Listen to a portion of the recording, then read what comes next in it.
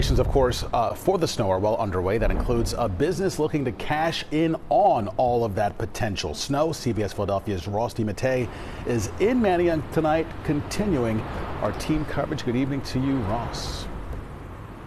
Good evening, Siafa. You know, you could argue this one of two ways. Manayunk is either the best place or one of the worst places to be during and after a snowstorm. And it really comes down to two things. First of all, the steep hills, which makes it dangerous to drive around in.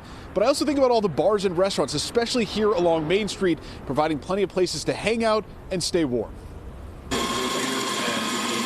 At Volo Coffee House in Manayunk, Sunday is normally one of their busiest days, but not during or after a snowstorm. It's terrible. I mean, we probably don't have a customer for the first 2 hours. With an incoming snowstorm threatening to drop a lot of snow on Manayunk, management is considering closing the shop completely. A lot of our workers live close by, which is good, but we do have a few that drive, and that's just, we can't risk having our employees, come out in that weather. It's like a living room where a bunch of people can hang out. It's a very different story at Dawson Street Pub, where the owner is anticipating a larger crowd than usual on Sunday because of the forecast. People kind of hunker down at home, but they also want to go out and socialize.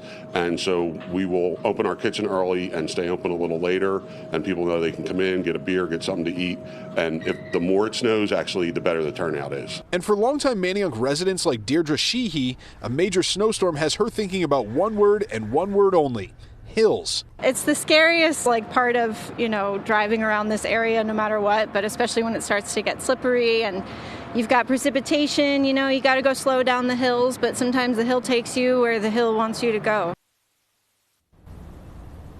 And back out here live, just keep in mind there is still some snow on the ground from the last storm we got, which is only going to make it that much more treacherous trying to dig out after the snowstorm this weekend.